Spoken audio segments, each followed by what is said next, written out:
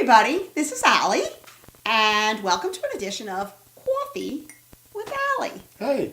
And today's guest is Dan, and Dan is a photographer friend of mine, and we're going to be talking about how to prepare for a photo shoot.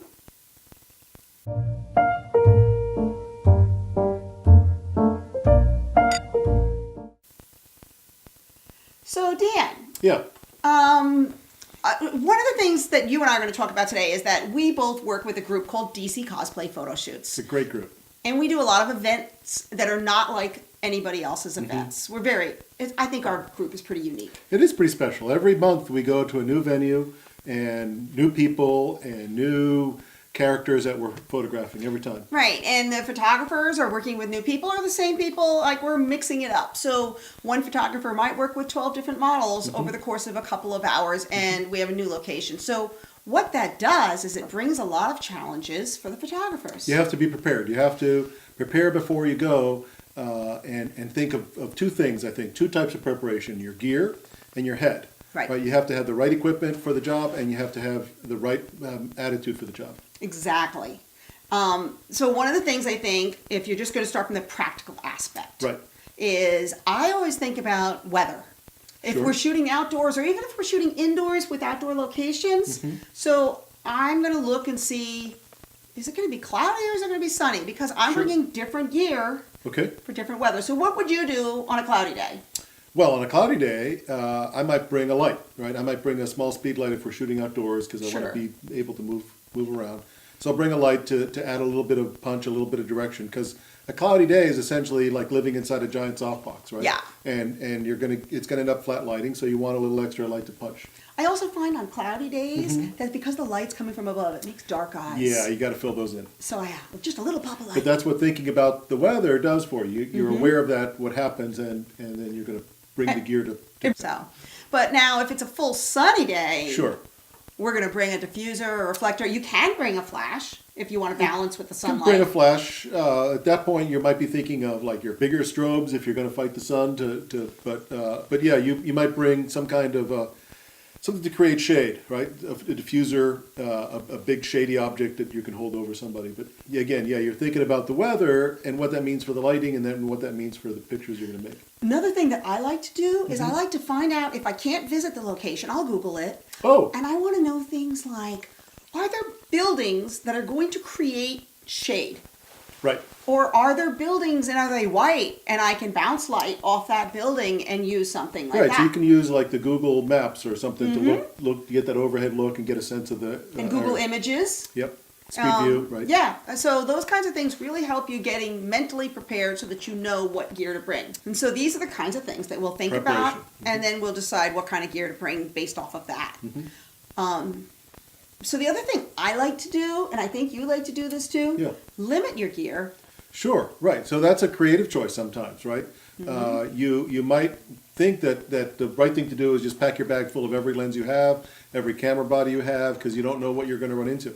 Sometimes you might need to do that, but other times it might be really fun to just limit yourself to a 50 millimeter lens and no off-camera flash. That's it. That's all you bring. You're going to have a lighter pack to carry around, Right. and you're going to solve problems creatively because you're limited to that gear. It actually makes you a better photographer in the long run. Right, because you're using your brain to solve things. And About how you mentally think about how you're going to approach a location or how you're going to approach the shoot, because a lot of it is going to be, we're shooting cosplayers. right, so you want to think about maybe who's going to come to the event and what might they be wearing that might fit into the venue, and you start thinking about how that character or that person's going to fit into that location. I like to think also about the quality of light that I'm going to plan for. Sure. So if I know that this particular event is going to be bringing a lot of villain types, I'm probably going to bring my strobe so I can get some nice dramatic lighting. I see. But if I know that maybe we're going to be doing anime is bright and light and fun. Or pretty princesses. Right. You definitely want to bring Bright, big soft boxes. big soft light And their for little that. pretty pinkies. Yes. Want to get all that in there. Got to get the details right. So, I was thinking about one of the shoots that Dan and I were a part of Yeah. last October. Oh. And it was when we got invited for a special event to go to this haunted house. That was wonderful. And it was dark, but Mm-hmm. there were small rooms, there were large rooms, there were everything was dimly lit. You know, before that event, we'd never been to that place. I have a sense from going to other haunts, it's like it's going to be dark. Right. How did you choose what to bring to that event? I brought everything. This is like, I never, ever, ever bring everything. I brought 2 strobes Yeah. with light stands. Oh, only 2? I brought 3 because I didn't know what to do either. I know, I might have brought 3 if that. No, I only brought 2 because I brought my Ellen Croms and I didn't know how to fire a speed light with them yet. Right. I can now. I brought my new ice light too because I knew with dim lighting, if I wanted to balance the ambient, I didn't bring a reflector. Right. Okay, I didn't bring that. No, of course, yeah, the reflector's not going to do you any And good. I lugged that stuff through those tiny hallways. Right. And one of the things I found that helped me a lot was I used my modeling lights on the Ellen Crom. Okay, that's good thinking. That's a tool that we have in our box all the time, and sometimes you forget that it's there. That Yeah. you can use the modeling light as a light source during your shot. It's a continuous Exactly. light shot. Exactly. And I mean, this was very low lighting, but there was ambient lighting. And you didn't want to lose That's right. the lighting that they created. Because they had all the special effects. They had glowing red lights and scary things, and you Yeah. didn't want to lose that in your shot by No. overpowering it with Exactly. a flash. And the spaces were so small, anytime you fired off a flash, you were effectively filling up that whole space. The only time I think I fired my flash, the auditorium. Oh, the big space, yeah. The big auditorium. And I Right. used it to fire off the back wall so you could see the ornate room. So one of the other things I like to do preparing for a shoot is the day before, right? The day Yeah. before, you're thinking about what you want to bring. Right. But then the other thing I like to do is lay out all my gear. The gear that I'm going to bring, I'm going to lay it out on the ground. But do Sure. you bring any weird stuff too? Or like, Oh, yeah, I've got a bag full of stuff. what? Yeah. Sometimes you just have to have things with you because Because stuff goes wrong. stuff goes wrong. One of those ways of solving problems is this stuff. It's Gaffer's tape. Gaffer's tape. It's I recognize gaffer's tape. yeah. It's sticky, but it lets go really easily, and it doesn't damage things like costumes. Like we shoot Right. people with costumes, and maybe their costume needs a little tightening up in the back. You just pinch it in the back, grab a little tape. I think Yep. you solve that problem a different way though. I do. I have tiny little clips, little teeny weeny clothespins that are about this big and they're clear. So you were talking about clips. This is a little A clamp. Sometimes you can mount lights with these. You can clip. Well, this one's too big to clip costumes down, but you can clip backgrounds. Clip a big, actually Or, sometimes. you know, So the backgrounds. question, is that a photography clip or is... Oh no, this is from like a hardware store. You get these at hardware stores. Right. So that's a trick. Do not go to Amazon and look for photography clips. Yeah, no, they'll charge you 8 times as much for one that's labeled for photography use. And if you want some really cheap ones, get a chip clip. I use chip clips in my studio all the time. I do have the good ones because for backgrounds they're heavy, but chip clips, and I get these medium-sized clips. I've got clips of every size. I have a big, huge box just filled with clips. This is very useful at that haunted house shoot because it was dark, dark. right? So a little flashlight. If you drop, especially photography gear, it's all black, right? You Right. drop it in a dark place, you'll never find it. Bring a flashlight. For Private shoots. For private shoots, not the big event shoots, I'll bring a little music box, right? So I'll stream a little music from here for whatever the subject wants to hear. Get some spooky music if you're doing a scary shoot. Sierra has very good vampire music. We use it regularly. Mm-hmm. So set the mood. Vampires or maybe a little dancing music. So what's this? That looks like a spare battery. It looks like a spare. It is a spare battery, Yeah, right? batteries so, are good. So why do you do this, right? So I rarely. And I know some cameras, like your new camera, burn through batteries quickly. Yeah. Mine doesn't. I've never really run out of batteries. But what I have accidentally done is forgotten to charge a battery. Yeah. So there's an extra battery that's always fully charged in the bag. And then that's to torture your model when they're not No, behaving. this is not a torture tool. This is a multi-tool. It's got like a screwdriver in case you need to. But if they listen don't to- behave, you can you- threaten to poke them. you can- Don't do that. Oh, what else do you? Oh, look, here's another thing that you should. A spare memory card. Right, and again, set things out on the table before you, the night before, right? Set things up, lay it all out, so that you know you're bringing everything with you. So something that I keep in the boot of my car Yeah, what is that?